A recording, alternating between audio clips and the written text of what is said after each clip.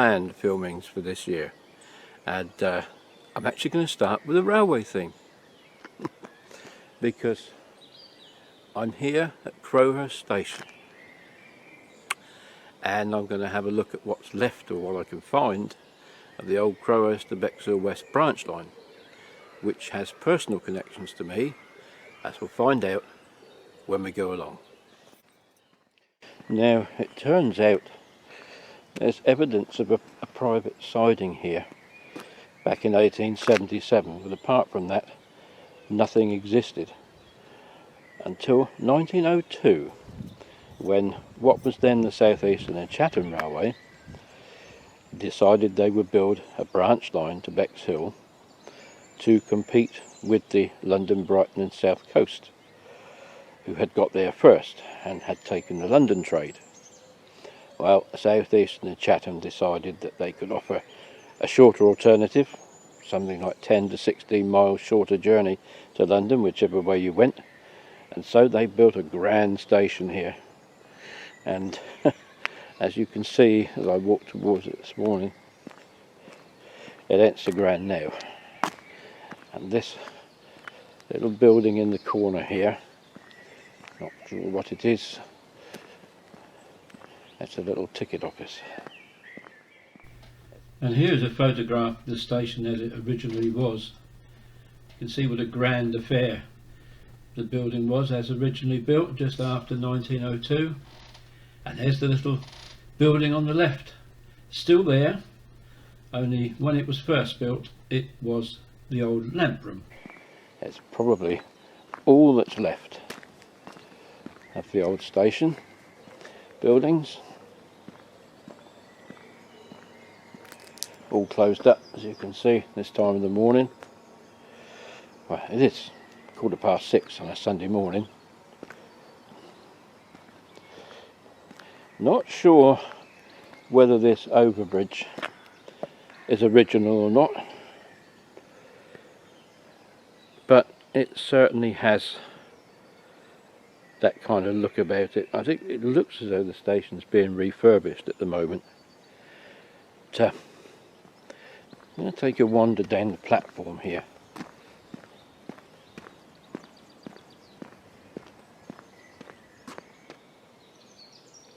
Oh, I wonder if there's any trains. Let's have a look. 7 o'clock. 7 o'clock, first train. As you can see, this was quite a grand affair at one time, and the station was built.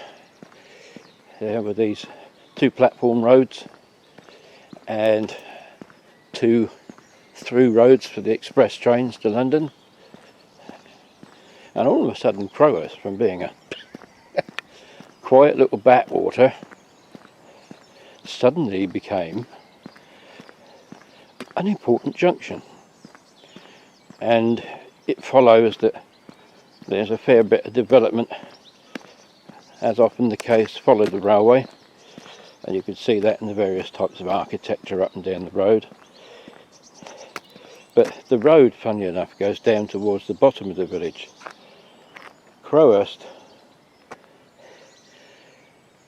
a lot of houses are over there in that direction, and the road takes a rather circuitous route over the railway, down past the church, and then you come back up here on this side, and there is a footpath joining the 2 parts of Crowhurst village, which for pedestrians at least cuts a lot of that distance off. Well, I have to say, from my childhood memories, obviously this little housing estate has been built up since I was a child and the line's closed, and one of the bay platforms would be in here. And here is one of the diesel multiple units that enthusiasts call thumpers, that were introduced in 1957-58, sitting in this very bay platform. And the other bay platform would run up over there where those trees have grown up now. Well, what do you know? Here's the same unit, 1121. In this other bay platform, it seemed to spend most of its working life on this branch.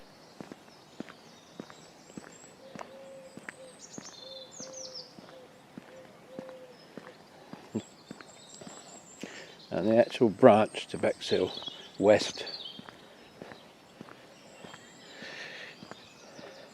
left on a right hand curve just round the bend we see in front of us. And the signal box, as I remember, stood where that kind of concrete, is it concrete? I don't know. Roughly there, as I remember. And here is the signal box. Again, 1964, with the starter signal for the bay platform to Bexhill West branch line. The junction seen very clearly here.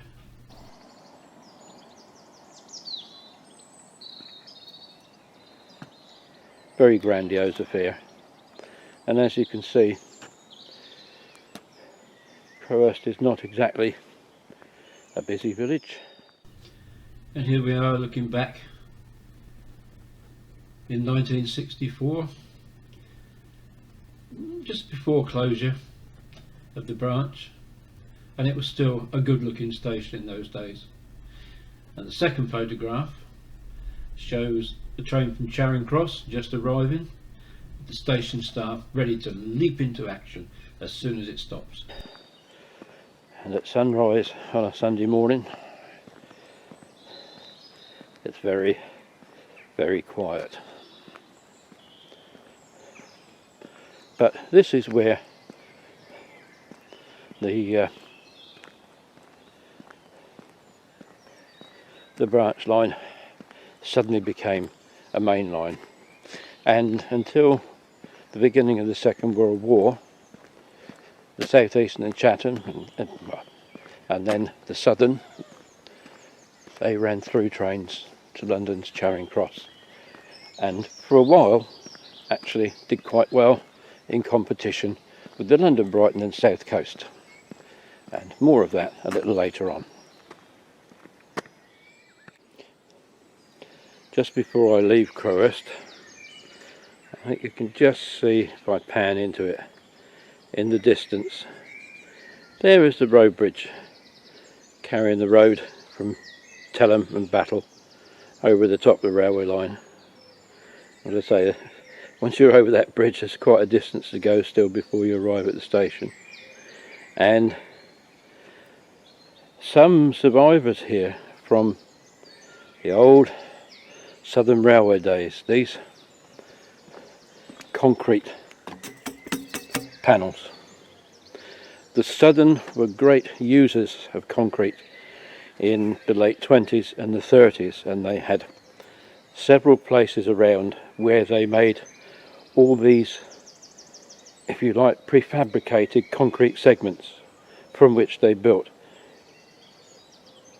concrete, I suppose you'd call them fences, concrete pedestrian footbridges, and you still see examples of that type all over the place. Concrete fence posts, you name it, they made it in concrete, and that was the Southern's thing. You can see from the platform extensions here, when they had longer trains, you see how they even made the concrete base posts, quite clearly seen on the other side of the track there. So that is definitely a Southern Railway legacy. The footbridge, it would be nice to think, was a South Eastern and Chatham legacy. I wonder. Anyhow, let's move on down the branch. Well, we're leaving Crowhurst now. As we get closer to Hastings, I can begin to hear the noise of the traffic. But just at the top of the hill from Blacksmithsfield is a railway bridge. And down there is the track bed, which is now looks like an unofficial footpath of the Bexhill West branch line. There it is down there.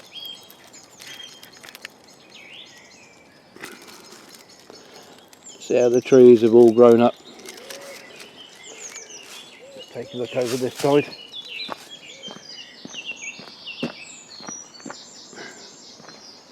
I can hear a car coming.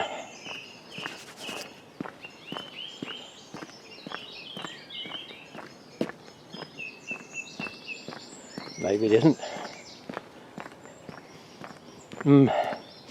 Lovely countryside smells. There's a nice lake over there. Moving, as you go down there, you're moving more towards, this is the upper reaches of Coomhaven Valley, I guess. But there again, there's the track bed of the old branch line. I'm not going to try and traipse down there to get on it, but it goes off into the distance.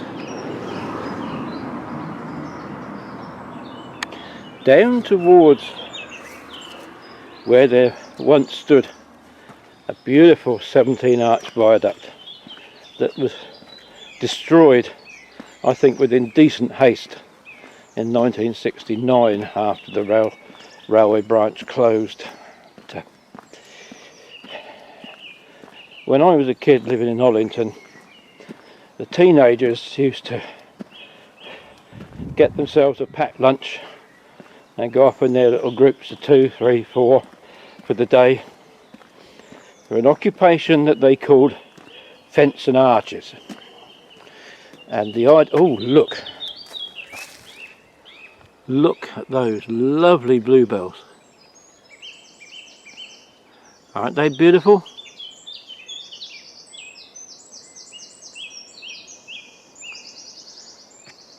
Lovely, lovely, lovely.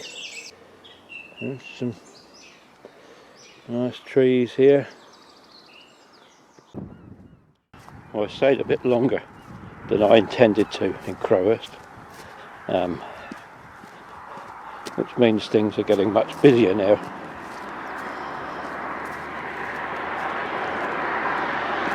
So I must press on a little bit, but in I suppose 2016, 2017, it seems a long time ago now, they finally opened what they call the Bexhill to Hastings Relief Road or Link Road. It's supposed to take the traffic away from Hastings town centre, but any through traffic going to Rye, it takes them up onto the ridge and throws a lot more traffic up there, but I suppose it's a quicker way to the hospital. Now the reason why I brought you to this roundabout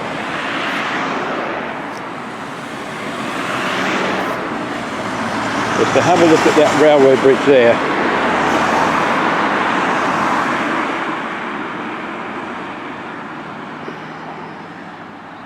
Because that's the Bexhill West branch line, which went under it.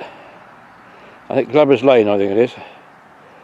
And that is where the road uses now the track bed of the old Bexhill West branch to take it through the site of Sidley Station, which we'll see in a minute, and down into Bexhill. And as you can see, as I pan round, there is absolutely no chance now of even guessing where the railway line went. It went in that direction, but through the woods, and an awful lot of it has been destroyed for the sake of the road traffic. What a shame. Well, it might get a bit noisy for a while now because I'm standing in Elver Way in Sidley, and this actually was the old approach road to the London bound side of Sidley Station, which was just behind the fence there, and you can see where they built the new road down through on the course of the old railway between the rows of houses. As I say, there used to be some quite grand buildings on this side, so quite lucky for the people who wanted to travel to London. And I'm going to walk up the road here now.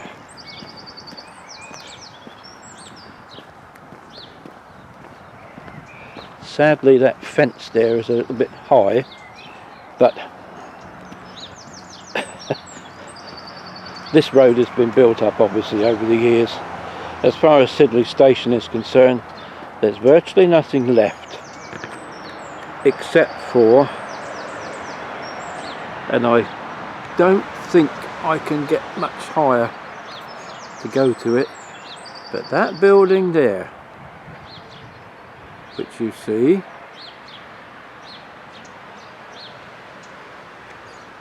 that is the old station master's house of Sidley Station. I have to say it looks rather lost, sitting there amongst all the stuff that's been built around it over the years. But that's the station master's house I just said at Sidley. And I'm going to take this opportunity to thank two people. One is Don Meserel for allowing me to use some lovely black and white pictures from his late father Jeff's collection, and each picture has been individually accredited. And also once again to Nick Catford from disusestations.org for his kind permission to use 2 or 3 photos and diagrams from that excellent website. Thank you again, Nick. I really do appreciate it. And if it wasn't for the kindness and generosity of those two chaps, this might have been a bit of a bland recording, but their photos and diagrams do just lift it, I think, that little bit, and make it a bit more enjoyable. So thank you, gentlemen, both. I appreciate it.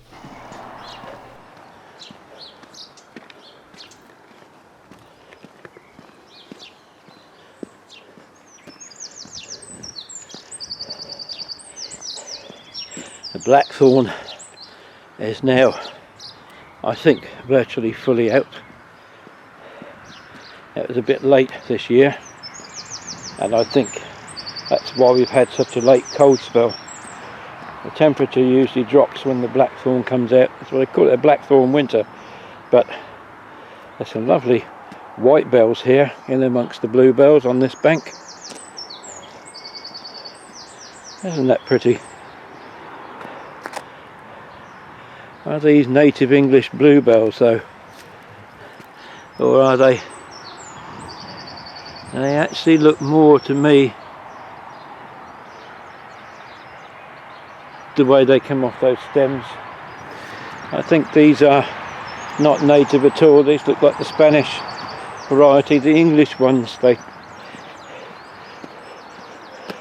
tend to fall very more curved stems to the actual flower, but they're still pretty. I say, I noticed on the way round the hawthorns are ready for flowering, and probably another week or so of this cooler weather, then the hawthorn will come out and we can start beginning to feel a bit more like spring. But we're up on the railway bridge now,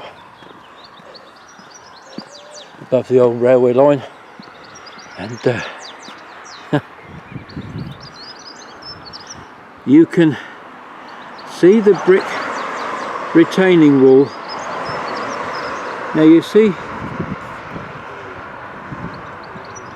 the different colour brickwork on that, and I think that is probably where, when you went through the old, because the building for Sidley Station on the Bexhill side of it was where that petrol station is now. Quite a grand building it was, and it didn't get demolished until about 1970 something.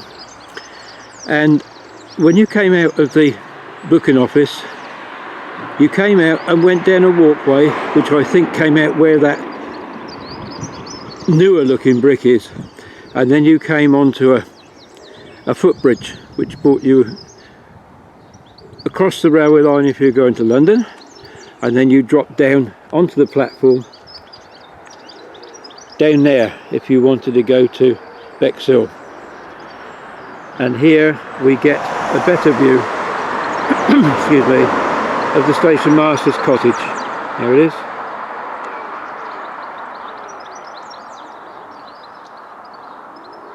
The only survivor of anything to do with Sidley Station, except for these older bits of this bridge. This is probably a topical postcard at the time. There is the street level station building of Sidley, and where I said about the exit from the booking office being where that newer brickwork was just now, looking at that I was possibly a little bit off the mark. I think you probably find there that it was in actual fact just a little to the right of where I showed you, but you can certainly see the odd arrangement. Out through a tiny little door, down what appears to be quite a rickety set of steps and onto this lattice footbridge. As I say, you either went down onto the Bexhill platform or you walked across and down on the London platform. Very unusual arrangement, and not exactly suitable for wet weather. And here is a photograph of the front of that building. As you can see, quite a grand looking affair, and after the branch line closed it actually became a car showroom for quite a number of years. And as I said earlier, it wasn't demolished until the early 70s. Shame they felt it need to demolish it then, because very nice looking little building that.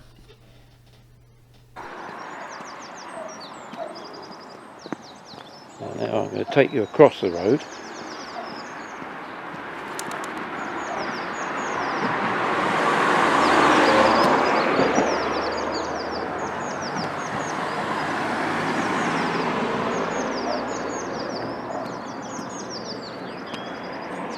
You can't see Glover's Lane from here, but all the woodland that grew up down there was knocked down.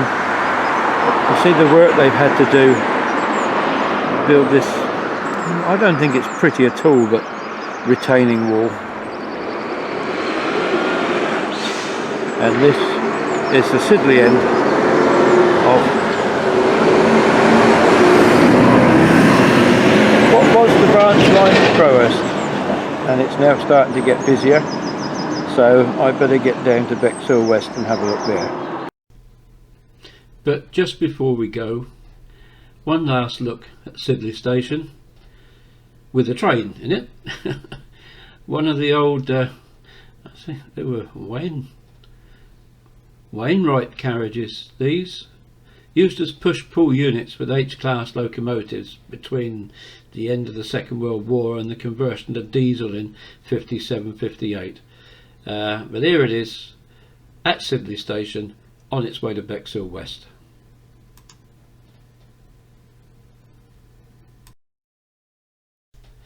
Well, I'm doing a voiceover here because what I said on the original recording was a complete and utter load of rubbish. You'll see I superimposed the map on the right of the picture here, which shows you roughly where the railway went over the main Eastbourne to Hastings road on a bridge. Where we're looking at is where the crossroads are in the picture, and as we lose the picture and we pan in, you'll see as we get a bit closer in, I pan into virtually the spot where the bridge would have been, and well, sadly there's not even a trace of it there, no abutments or anything like that. The bridge itself was demolished in 1967. Here's another photograph taken in 1964, just before the end of services. On face value, the station looks still quite well maintained, but look a little closer. I don't know about you, but that roof looks to me as though it's beginning to decay a bit. Tiles missing, falling off. That's what it looks like anyway. Rather a shame, because it spoils what would otherwise be a very, very elegant looking building even in those days.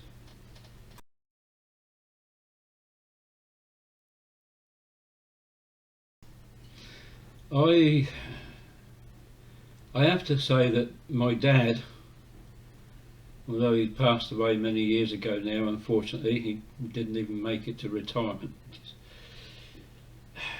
Well, that's something else. He always seemed very happy here. And I have a feeling that if the branch line had stayed open, he probably would have stayed here as long as he possibly could. But I do know that both him and Mum felt that employment opportunities on the south coast were somehow dying away, and he did tell me that one of the reasons why he took the transfer to Windsor and Eton Riverside in 1961 was so that they could re-establish themselves up there, and there might be better job opportunities for us three children. As it turned out, I hated living in Surrey. I couldn't wait to get back down to Sussex, and that's why I moved to Eastbourne at the first opportunity I could back in 1972. But Mum and Dad were happy there, and fortunately in later years they enjoyed a better standard of living than while they had three young kids round their necks. So I'm grateful for everything they did for me.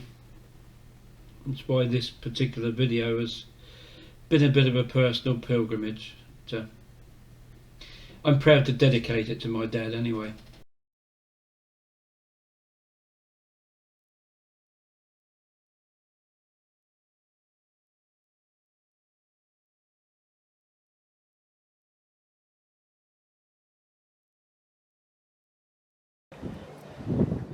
And there we are, Bexhill West Station. A very grand affair, terminus of the South Eastern and Chatham branch line from Crowhurst. And I see they've actually restored the clock, because it's telling roughly the correct time there. Now 7:30 in the morning. As I said earlier, until the outbreak of the Second World War, this there's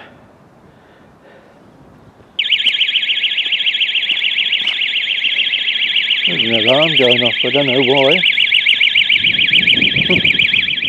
Nothing to do with me. Yes, till the outbreak of the Second World War, through trains used to run from here to London. And it actually did quite well. There's another alarm. Oh, I see, yes. There's obviously some kind of sheltered housing over there.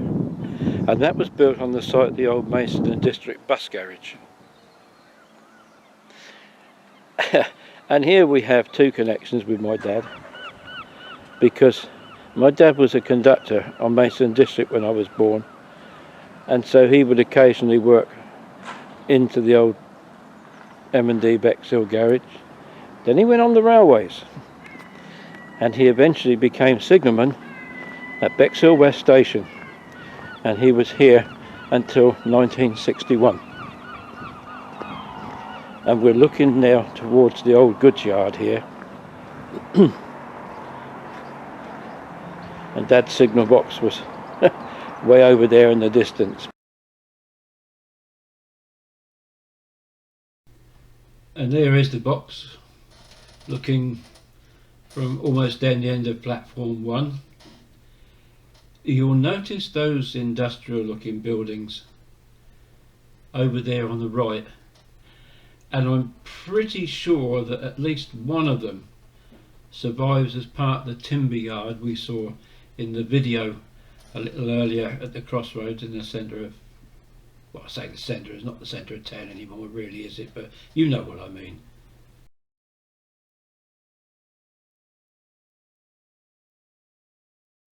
But I've come round this side because part of the old platform awning is still here.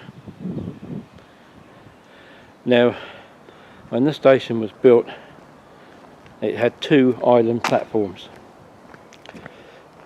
Starting this end was 4 and 3, and then it went across there to 2 and 1, and a signal box stood at the end of the platform there, and it controlled the crossovers where the locomotives used to run round their trains. So here's a good view of the station looking back towards the main building. You see the signal box just tucked in there, really close to the awning that you see, the platform canopy as it were, but it gives a clear indication of the station. You see platforms 3 and 4 over on the right, well, looking very, very overgrown. Platform 4, so far as I can understand it, never had any rails in it at all and was never used. Platform 3 was used mainly as a berthing siding for stock in between rush hour trains, so only platforms 2 and 1 ever actually got used. But you'll see the buildings on the right hand side with the old dairy as it once was, and you'll notice on the video as we walked into the station, most of them are still there today.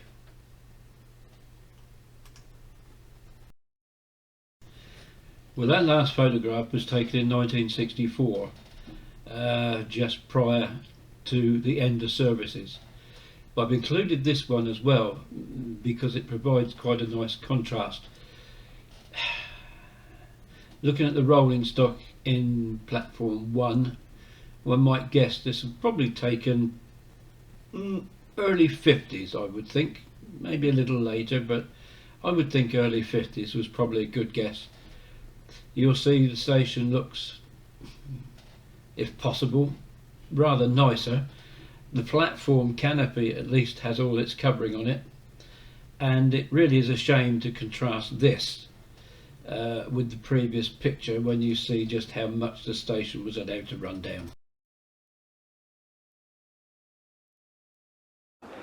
Because in later days the London trains were hauled by schools class locomotives, so quite powerful locomotives here.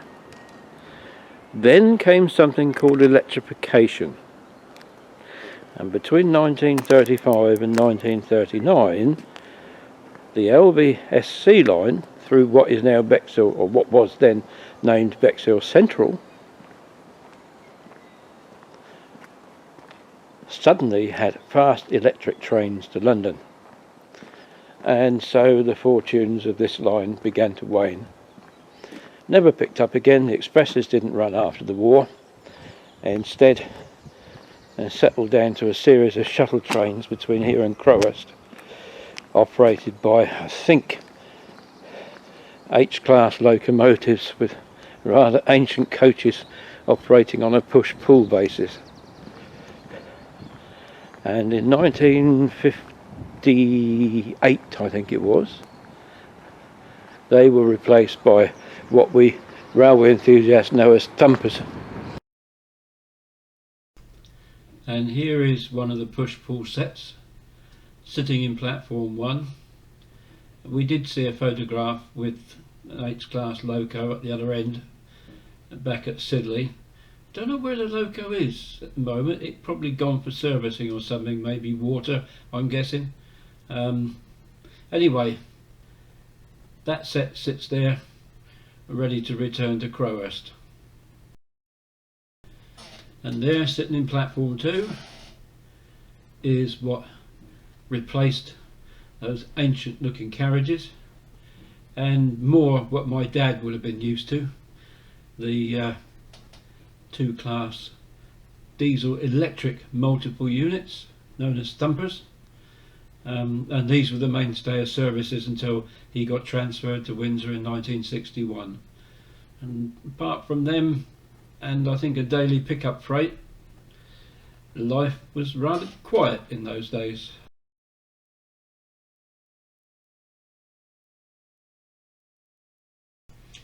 And if you were a passenger in the few months leading up to closure, this is the view that would have greeted you as you entered the platforms to catch your train to Crowhurst.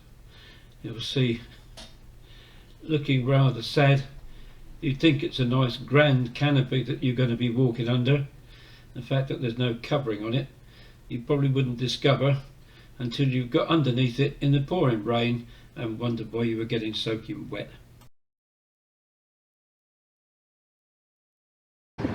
Two-car diesel electric units, and it settled down basically to an hourly service from here to Crowhurst, which didn't always connect with the London trains, much to people's annoyance. And there was a feeling that British Railways, as they so often seemed to do in those days, they wanted to close a branch line, you alter the service. Mind you, some things don't change, do they? You alter the service so that it makes it actually inconvenient for people to use. But you can see, although in need obviously of some work on it, the quite detailed structure of the building. Yeah, as I was saying, fortunes waned even more, and following the Beeching report in 1964, the line finally closed, and the track work and everything else was lifted in within the next 2 years. But it's pleasing to see that this building is still here, and I think my dad would be rather pleased to see it standing today. But mixed feelings, me standing here. Happy memories. I used to go to work with him sometimes and pull the white levers. But times change, and we all get a bit older. Well, thank you for watching this, bearing with me. Please don't forget to give me a like, or even subscribe if you feel you like my stuff. It doesn't make me any money, because as I said before, I don't do it for money, but it does help my videos get shown to a wider audience, and that does get me the odd 1 or 2 new subscribers. So take care, and we'll see you next time out.